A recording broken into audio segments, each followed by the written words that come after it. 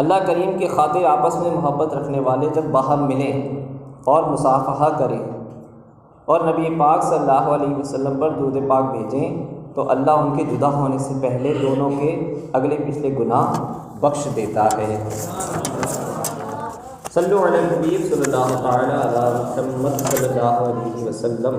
فرمان مصطفیٰ صلی اللہ علیہ وسلم میں افضل العمل النیت الصادقہ، یعنی سچی نیت سب سے افضل عمل ہے۔ ابو ہاشم صوفی رحمۃ اللہ تعالی علیہ فرماتے ہیں، ایک مرتبہ میں نے بصرہ جانے کا ارادہ کیا اور ایک کشتی میں سوار ہونے کے لیے بڑا۔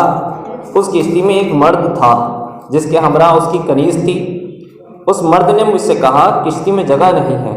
کنیز نے اس سے میری سفارش کی تو اس نے مجھے بھی کشتی میں سوار کر لیا۔ جب ہم کچھ آگے بڑھے تو مرد نے کھانا منگوایا اور اپنے سامنے رکھ لیا۔ کنیز نے اس سے کہا اس مسکین کو بھی اپنے کھانے میں شریک کر لو۔ چنانچہ اس نے مجھے بھی کھانے میں شریک کر لیا۔ جب ہم کھانا کھا چکے تو وہ کنیز سے کہنے لگا شراب لاؤ۔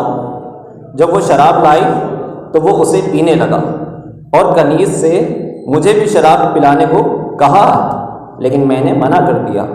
جب وہ شخص نشے سے چور ہو گیا تو اس نے کنیز سے کہا اپنے ساز لے آؤ۔ کنیز نے ساز سنبھالا اور گانا گانے لگی۔ پھر وہ شخص میری طرف متوجہ ہوا اور کہا کیا تمہارے پاس اس گانے جیسا کچھ اور ہے؟ میں نے کہا، جب میں نے جواب دیا ہاں میرے پاس وہ ہے جو اس سے کہیں زیادہ بہتر ہے۔ بھلا؟ اس نے کہا سناؤ۔ میں نے کہا یعنی اعوذ باللہ من الشیطان الرجیم پڑھنے کے بعد پارہ 30 سورہ تکویر کی پہلی 3 آیات مبارکہ تلاوت کی۔ اذا الشمس کورت واذا النجوم انکدرت واذا الجبال سیرت۔ ترجمہ کنز العرفان، جب سورج کو لپیٹ دیا جائے اور جب تارے جھڑ پڑیں گے اور جب پہاڑ چلائے جائیں گے۔ ان آیت کو سن کر وہ شخص رونے لگا۔ جب میں اللہ پاک کے اس فرمان پر پہنچا وَإِذَا الصُّحُفُ نُشِرَتْ، ترجمہ کنز العرفان، اور جب نامہ اعمال کھولے جائیں تو وہ کہنے لگا اے کنیز میں تجھے اللہ پاک کی رضا کے لیے آزاد کرتا ہوں، اس شراب کو بہا دو اور ساز توڑ ڈالو۔ پھر اس نے مجھے قریب بلایا اور کہنے لگا میرے بھائی کیا تم کیا کہتے ہو؟ کیا اللہ پاک میری توبہ قبول فرمائے گا؟ میں نے جواب میں پارہ 2 سورہ بقرہ کی آیت نمبر 222 تلاوت کی، یعنی پڑھی۔ ترجمہ کنز العرفان، بے شک اللہ بہت توبہ کرنے والوں سے محبت فرماتا ہے، خوب صاف ستھرے رہنے والوں کو پسند فرماتا ہے۔ یہ سن کر اس نے توبہ کر لی۔ پیارے اسلامی بھائیوں، آپ نے سنا کہ قرآن کریم کس قدر شاندار بے مثال اور رشد و ہدایت سے مالا مال کتاب ہے کہ دنیا کی رنگینیوں میں گم گانے بازے سننے کہ شیدائی شراب نوشی کے عادی اور گناہوں کی گندگی میں ڈوبے ہوئے شخص نے جب اس پاکیزہ کلام کی فکر آخرت پر مبنی آیت مبارکہ سنی تو دل کی دنیا ہی بدل گئی، اسے توبہ کی توفیق ملی اور اس کا انداز زندگی بالکل بدل گیا۔ بلا شبہ یہ کلام باری کا ہی فیضان ہے کہ جس کی تلاوت سن کر ہی دل لرز جاتے اور آنکھوں سے آنسو جاری ہو جاتے ہیں۔ ایسا کیوں نہ ہو کہ یہ اللہ پاک کا ایسا پیارا کلام اور ایسا سچا کلام ہے کہ اسے نازل فرمانے والا رب العالمین ہے، تو لانے والے روح الامین یعنی حضرت جبرائیل علیہ السلام ہیں۔ یہ کتاب عظیم جن پر نازل ہوئی وہ رحمت للعالمین ہیں، جس امت کے لیے آئی وہ سب امتوں میں بہترین ہے۔ جس زبان میں اتری وہ عربی مبین ہے، تو جس مہینے میں نازل ہوئی وہ تمام مہینوں میں معظم ترین ہے۔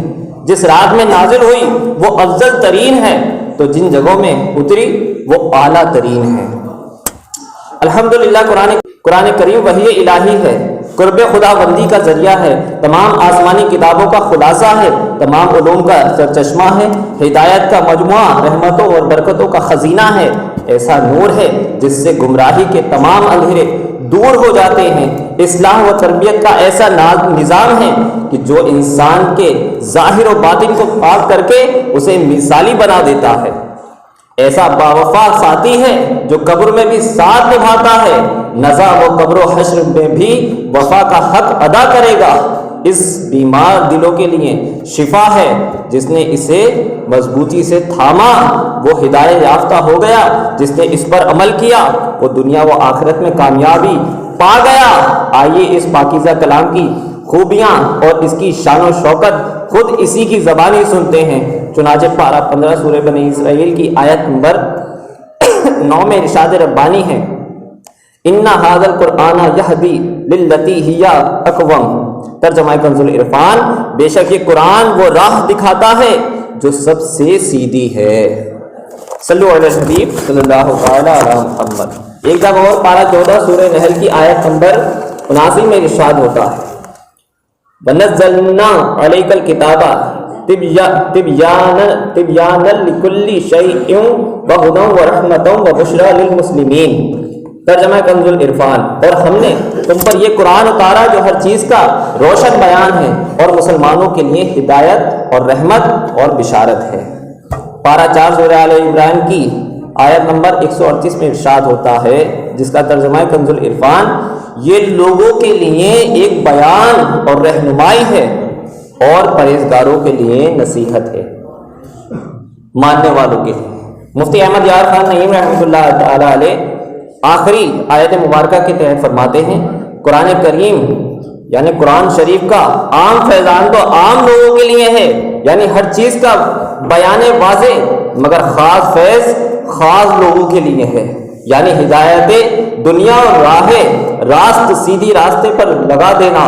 مزید فرماتے ہیں کہ قرآن کریم کا بیان یا ہدایت ہونا ہم لوگوں کے لیے ہے، نہ کہ حضور صلی اللہ علیہ وسلم کے لیے۔ حضور انور صلی اللہ علیہ وسلم کو پہلے ہی سے سب کچھ سکھایا، پڑھایا اور سمجھا دیا گیا تھا، اور آپ صلی اللہ علیہ وسلم پہلے سے ہی ہدایت یافتہ تھے۔ پیارے اسلامی بھائیوں، قرآن کریم کی روشن آیات مقدسہ سننے کے بعد ہر عقل مند شخص یہ بات اچھی طرح سمجھ سکتا ہے کہ در حقیقت قرآن ہی کتاب ہدایت ہے۔ الحمدللہ اس حقیقت کا واضح ثبوت جس طرح ہمیں آیت قرآن سے ملا، اسی طرح احادیث مبارکہ کی روشنی میں بھی ہمیں یہی خوشبودار مدنی پھول ملتا ہے کہ قرآن ہی کتاب ہدایت ہے، یعنی ہدایت پانے کا ایک بہترین ذریعہ ہے، اور اسی میں لوگوں کے لیے ہدایت بھی ہے۔ آئیے حصول برکت کے لیے ایک حدیث پاک سنتے ہیں۔ حضرت علی المرتضیٰ شیر خدا کرم اللہ تعالی وجہ الکریم سے روایت ہے کہ تاجدار مدینہ صلی اللہ علیہ وسلم نے ارشاد فرمایا، ان قریب ایک فتنہ برپا ہوگا۔ میں نے عرض کی، یا رسول اللہ صلی اللہ علیہ وسلم، اس سے بچنے کا طریقہ کیا ہوگا؟ آپ صلی اللہ علیہ وسلم نے ارشاد فرمایا، اللہ پاک کی کتاب جس میں تمہارے اگلوں اور پچھلوں کی خبریں ہیں اور تمہارے آپس کے فیصلے ہیں۔ قرآن فیصلہ کن ہے اور یہ کوئی مذاق نہیں ہے، جو ظالم اسے چھوڑ دے گا اللہ پاک اسے تباہ کر دے گا، اور جو اس کے غیر میں ہدایت ڈھونڈے گا اللہ پاک اسے گمراہ کر دے گا۔ وہ اللہ پاک کی مضبوط رسی اور حکمت والا ذکر ہے، وہ سیدھا راستہ ہے۔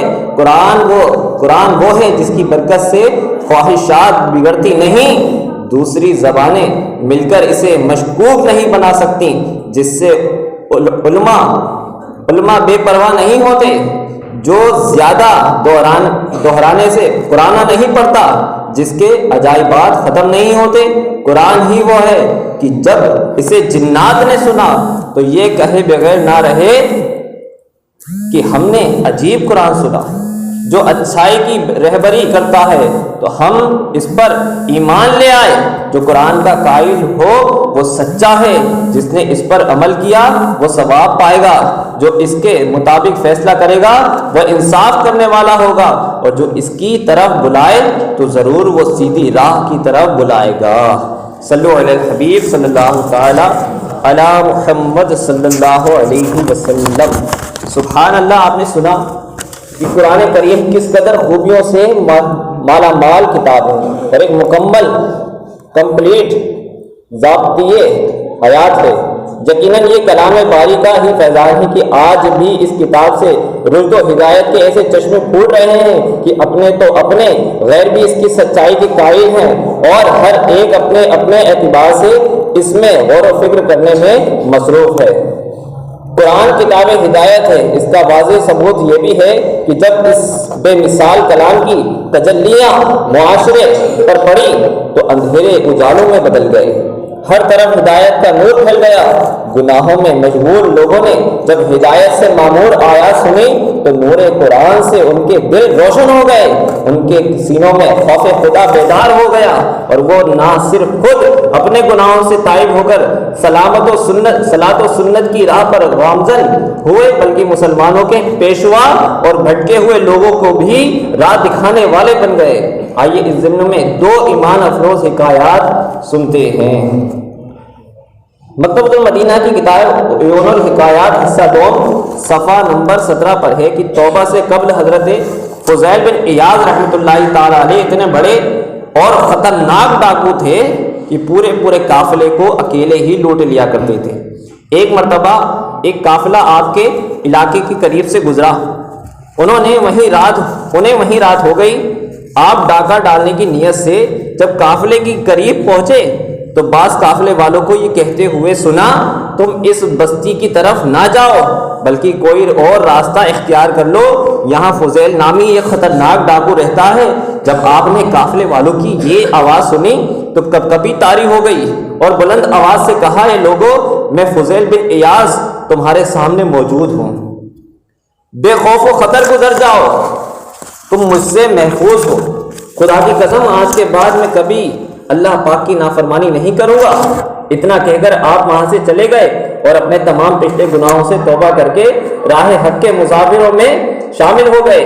ایک قول یہ بھی ہے کہ آپ نے اس رات قافلے والوں کی دعوت کی اور فرمایا، تم فضیل بن عیاض سے اپنے آپ کو محفوظ سمجھو۔ پھر آپ ان کے جانوروں کے لیے چارہ وغیرہ لینے چلے گئے۔ جب واپس آئے تو کسی کو قرآن پاک کی یہ آیت مبارکہ تلاوت کرتے ہوئے سنا، جس کا ترجمہ کنز العرفان، کیا ایمان والوں کے لیے ابھی وہ وقت نہیں آیا کہ ان کے دل اللہ کی یاد اور اس کے حق کے لیے جھک جائیں؟ قرآن کریم کی یہ آیت تاثیر کا تیر بن کر آپ کے سینے میں اتر گئی۔ آپ نے گریہ و زاری شروع کر دی اور اپنے کپڑوں پر مٹی ڈالتے ہوئے کہا، ہاں کیوں نہیں، اللہ پاک کی قسم اب وقت آ گیا۔ آپ اسی طرح روتے رہے اور پھر اپنے تمام پچھلے گناہوں سے توبہ کر لی۔ حضرت صالح مری رحمۃ اللہ تعالی علیہ فرماتے ہیں کہ ستار ایک قسم کا باجا بجانے والی ایک لڑکی کسی قاری قرآن کے پاس سے گزری جو پارہ 21 سورہ عنکبوت کی یہ آیت مبارکہ تلاوت کر رہا تھا، جس کا ترجمہ ہے کنز العرفان، اور بے شک جہنم کافروں کو گھیرنے والی ہے، اور بے شک جہنم کافروں کو گھیرنے والی ہے۔ آیت مبارکہ سنتے ہی لڑکی نے ستار پھینکا، ایک زوردار چیخ ماری اور بے ہوش ہو کر زمین پر گر گئی۔ جب ہوش آیا تو ستار توڑ کر عبادت و ریاضت میں ایسی مشغول ہوئی کہ عابدہ و زاہدہ مشہور ہو گئی۔ ایک دن میں نے اس سے کہا کہ اپنے آپ پر نرمی کر۔ یہ سن کر روتے ہوئے بولی، کاش مجھے معلوم ہو جائے کہ جہنمی اپنی قبروں سے کیسے نکلیں گے، پل صراط کیسے عبور کریں گے، قیامت کی ہولناکیوں سے کیسے نجات پائیں گے، کھولتے ہوئے گرم پانی کے گھونٹ کیسے پئیں گے، اللہ پاک کے غضب کو کیسے برداشت کریں گے۔ اتنا کہہ کر پھر بے ہوش ہو کر گر پڑی۔ جب ہوش میں آئی تو بارگاہ خدا بندی میں یوں عرض گزار ہوئی، اے میرے مولا، میں نے جوانی میں تیری نافرمانی کی اور اب کمزوری کی حالت میں تیری اطاعت کر رہی ہوں، کیا تو میری عبادت قبول فرما لے گا؟ پھر اس نے ایک آہ زد دل پر درد سے کھینچی اور کہا، آہ، کل بروز قیامت کتنے لوگوں کے عیب کھل جائیں گے۔ پھر اس نے ایک چیخ ماری اور ایسے درد بھرے انداز میں روئی کہ وہاں موجود سب لوگ بھی بے ہوش ہو گئے۔ صلو علی الحبیب صلی اللہ تعالی علی محمد۔ پیارے اسلامی بھائیوں، آپ نے سنا کہ قرآن کریم کس قدر پر تاثیر کلام ہے کہ جس کی تلاوت سن کر لوگوں کے دل دہل جاتے، بدن کے رونگٹے کھڑے ہو جاتے ہیں، لوگوں کو فکر آخرت نصیب ہو جاتی ہے، اور بڑے بڑے گناہوں کو، بڑے بڑے گناہ گاروں کو سچی توبہ کی توفیق مل جاتی ہے۔ صلو علی الحبیب صلی اللہ تعالی علی محمد صلی اللہ علیہ وسلم۔ پیارے اسلامی بھائی، ذرا سوچئے کہ جس کلام پاک کو سننے سے یہ برکتیں ملتی ہیں کہ بڑے بڑے مجرم راہ راست پر آ جاتے ہیں اور اللہ پاک کے فرما بردار بن جاتے ہیں، تو جو خوش نصیب مسلمان اس پاک کلام کی تلاوت کے ساتھ ساتھ اس کے احکام پر عمل کرتے ہیں تو انہیں اس کی کیسی برکتیں نصیب ہوتی ہوں گی۔ الحمدللہ قرآن پاک سیکھنے سکھانے کی ضرورت و اہمیت کے پیش نظر قرآن پاک کی تعلیمات کو عام کرنے کے لیے دعوت اسلامی کے تحت عموماً بعد نماز عشاء مختلف مساجد، مارکیٹ، بازار، فیکٹری وغیرہ میں پڑھنے والوں کی سہولت کا خیال رکھتے ہوئے اسلامی بھائیوں کے لیے مدرسۃ المدینہ کی ترغیب ہوتی ہے، کیونکہ قرآن کریم میں حلال و حرام کے احکام، عبرتوں اور نصیحتوں کے اقوال انبیاء کرام علیہ السلام اور پچھلی امتوں کے واقعات و احوال اور جنت و دوزخ کے حالات کے ساتھ ساتھ علوم کے ایسے خزانے موجود ہیں جو قیامت تک بھی ختم نہیں ہو سکتے، جیسا کہ مکتبۃ المدینہ کی کتاب عجائب القرآن ما غرائب القرآن میں قرآن مجید اگرچہ ظاہر میں 30 پاروں کا مجموعہ ہے، لیکن اس کا باطنی کروڑوں بلکہ اربوں علوم و معارف کا ایسا خزانہ ہے جو کبھی ختم نہیں ہو سکتا۔ کسی عارف باللہ کا مشہور شعر ہے، یعنی اللہ کے ولی کا، یعنی تمام علوم قرآن میں موجود ہیں لیکن لوگوں کی عقلیں ان کے سمجھنے سے قاصر ہیں۔ قرآن مجید میں صرف علوم و معارف ہی کا بیان نہیں، بلکہ حقیقت یہ ہے کہ قرآن مجید میں پوری کائنات اور سارے عالم کی ہر چیز کا واضح اور روشن تفصیلی بیان موجود ہے، یعنی آسمان کے ایک ایک تارے، سمندر کے ایک ایک قطرے، سبزہائے زمین کے ایک ایک تنکے، ریگستان کے ایک ایک ذرے، درختوں کے ایک ایک پتے، عرش و کرسی کے ایک ایک گوشے، عالم کائنات کے ایک ایک کونے، ماضی کا ہر واقعہ، حال کا ہر معاملہ، مستقبل کا ہر حادثہ قرآن مجید میں نہایت واضح وضاحت کے ساتھ تفصیلی بیان کیا گیا ہے۔ چنانچہ اللہ پاک کا ارشاد ہے، ترجمہ کنز الایمان، ہم نے اس کتاب میں کچھ اٹھا نہ رکھا۔ قرآن مجید تو علوم و معارف کا وہ خزانہ ہے جو کبھی ختم ہی نہیں ہو سکتا، بلکہ قیامت تک علماء کرام اس بہت بڑے سمندر سے ہمیشہ عجیب و غریب مضامین کے موتی نکالتے رہیں گے اور ہزاروں لاکھوں کتابوں کے دفتر تیار ہوتے رہیں گے۔ صلو علی الحبیب صلی اللہ تعالی علی محمد صلی اللہ علیہ وسلم۔ یوں تو پیارے اسلامی بھائیوں، قرآن کریم آج کل جو ہمارے یہاں قرآن پاک جو پڑھا جاتا ہے یا اس کو ہم سمجھتے ہیں تو پھر صرف ایسا سمجھتے ہیں کہ قرآن پاک ہم نے اٹھایا، آنکھوں سے لگایا، چوما، رکھ دیا۔ اس میں کیا ہے ہمیں نہیں پتا، اس میں کیا ہے ہمیں نہیں پتا۔ میں نے چینل پہ ایک واقعہ بیان کیا تھا نگران شورا نے یا عبدالحبیب بھائی نے، کہ ایک بڑھیا تھی، بہت توجہ سے سنیں، ایک بڑھیا تھی اور اس نے اپنے بیٹے کو باہر بھیجا، بیرون ملک بھیجا۔ وہ بیمار رہتی تھی کہ میرا بیٹا باہر جائے گا، کچھ مال کمائے گا، بھیجے گا، میں اپنا علاج کروں گی، گھر بناؤں گی۔ اپنے بیٹے کو اس نے باہر بھیج دیا۔ اس کے بیٹے نے جا کر کچھ مہینے میں ایک لیٹر بھیجا، یعنی خط بھیجا۔ اس بڑھیا کو پڑھنا تو آتا نہیں تھا، اس نے کیا کیا، چوما، آنکھوں سے لگایا کہ میرے بیٹے نے خط بھیجا ہے اور دراز میں رکھ دیا۔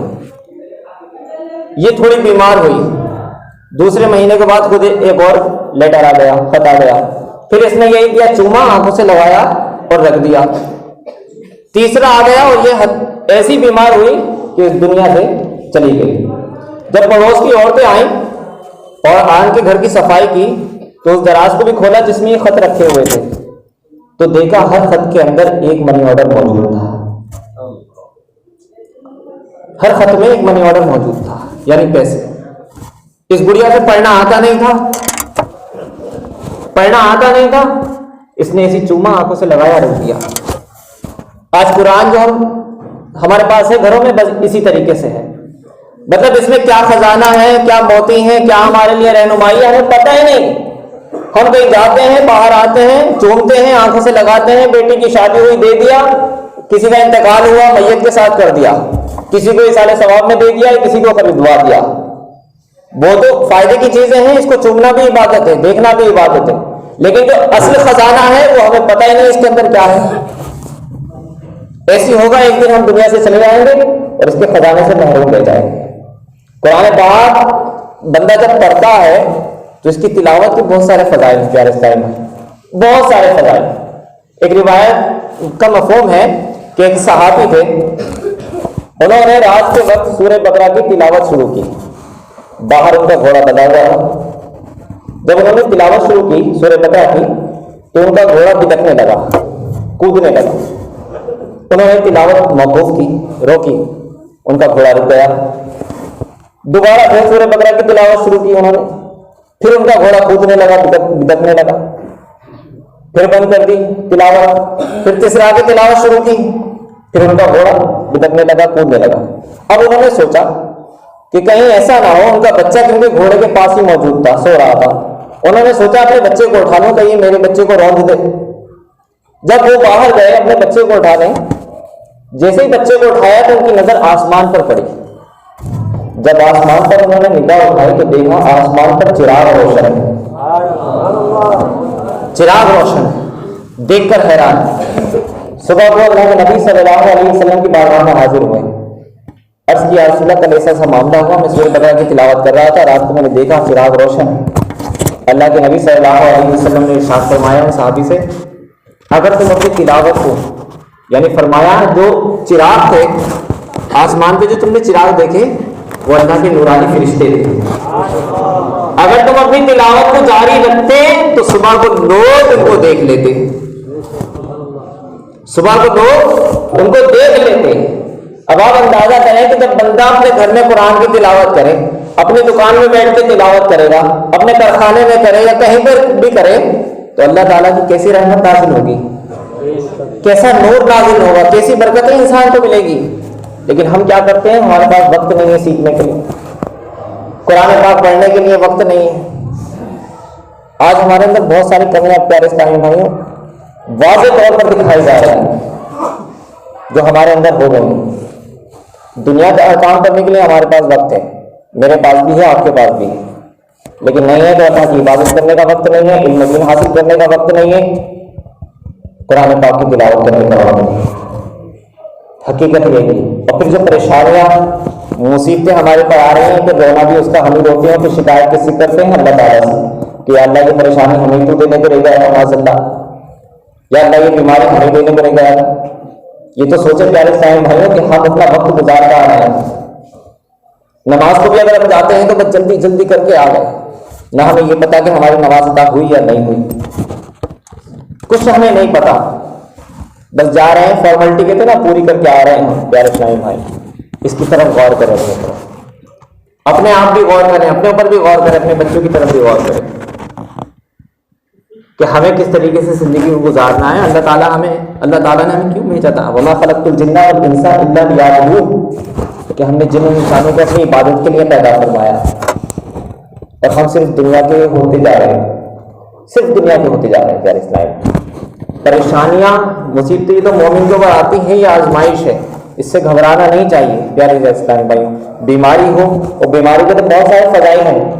بیمار عابد علیہ سنت کی رسالہ تحریر فرمایا، اس کو پڑھ لیں، پڑھنا نہیں آتا تو آڈیو پہ نیٹ پہ موجود ہے، سن لیں کہ کتنے فضائل ہیں بیماری کے. لیکن ہم کیا کرتے ہیں، شکایتیں کرنا شروع کر دیتے ہیں. ایسا نہ کریں پیارے اسلامی بھائی، علم دین حاصل کریں، قرآن پاک کی تلاوت حاصل کریں. دعوت اسلامی کا آپ کو بلا رہی ہے الحمدللہ. کتنی مساجد میں دعوت اسلامی میں مبلغ راستے پڑھاتے ہیں عشاء کی نماز کے بعد. بلال مسجد کے پاس رہتے ہیں آپ تو وہاں پڑھ لیں، پریشان کے قریب میں رہتے ہیں تو یہاں پڑھ لیں.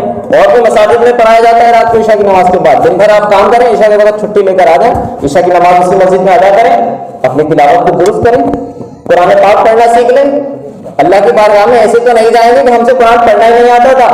اور کچھ تو کہتے ہیں یار، کہتے ہیں ارے ہم کہتے ہیں یار ہم سے تو کچھ آتا ہی نہیں تھا. اور بہت سے کہتے ہیں یار زیادہ علم کے چکر میں مت پڑو ورنہ عمل کرنا پڑ جائے گا. پوچھا تو جب بھی جائے گا نا، سیکھا کیوں نہیں تھا. اور جان بوجھ کے علم دین چھوڑ رہے ہو. پھر ایک تو یہ کہ نادانی نے چھوڑ دیا, ایک منہ سے زبان حال سے انسان بیان کر رہا ہے کہ ہم تو کہتے ہیں یار ہمیں آتا ہی نہیں تھا, تو کیا تمہیں جنت میں جانے کا راستہ دکھا دیا جائے گا پھر کہ ہاں تم جاؤ, تم نے سیکھا ہی نہیں, تمہیں آیا ہی نہیں, کوئی بات نہیں, جاؤ تم جنت میں چلے جاؤ.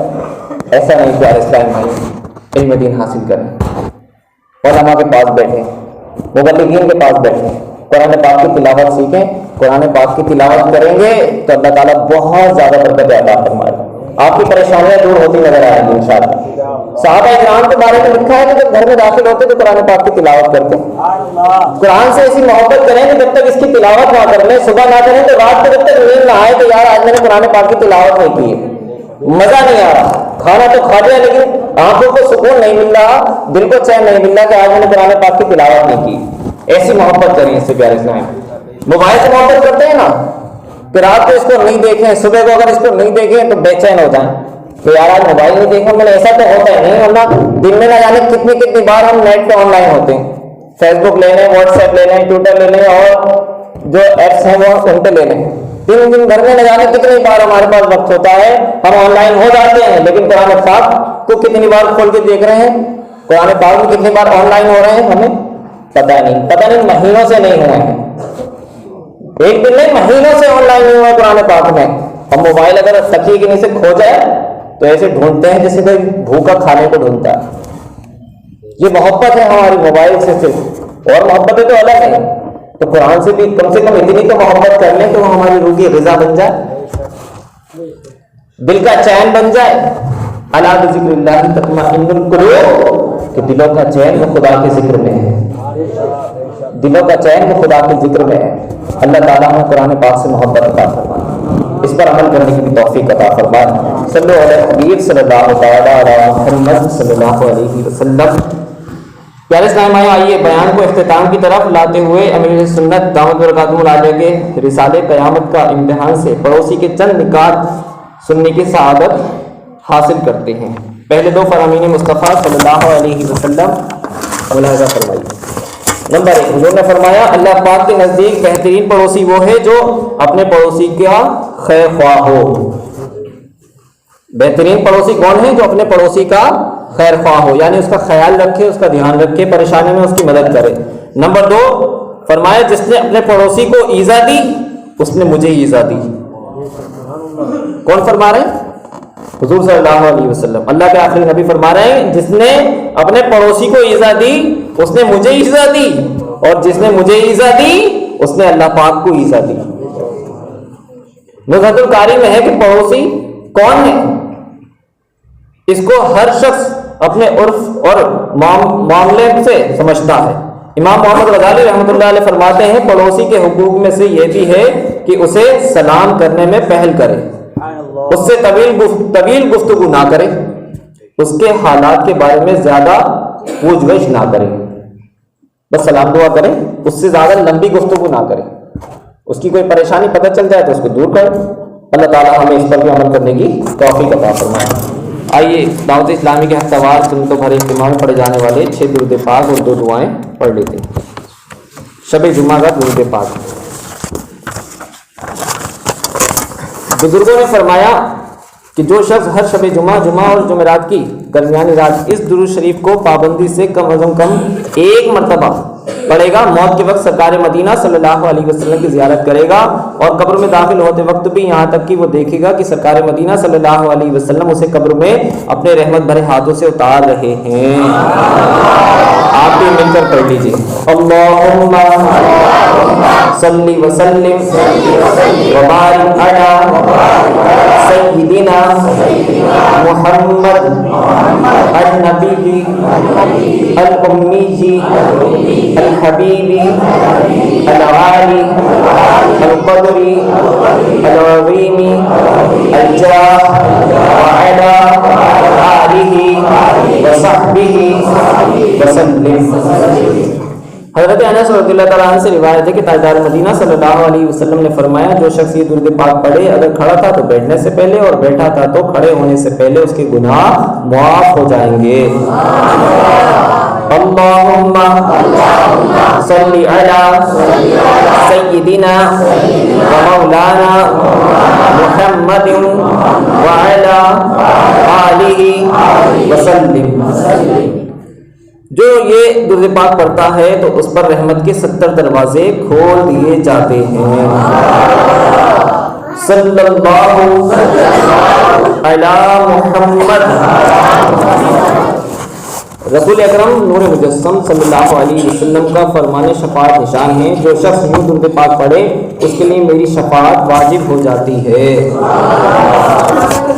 اللہم صلی علی محمد وانزلہ المقعد المقرب عندک یوم القیامہ۔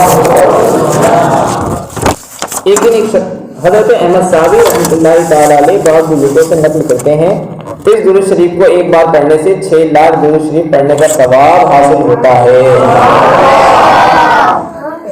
اللہم صلی علی سیدنا محمد عدد ما فی علم اللہ صلاۃ دائمۃ بدوام ملک اللہ۔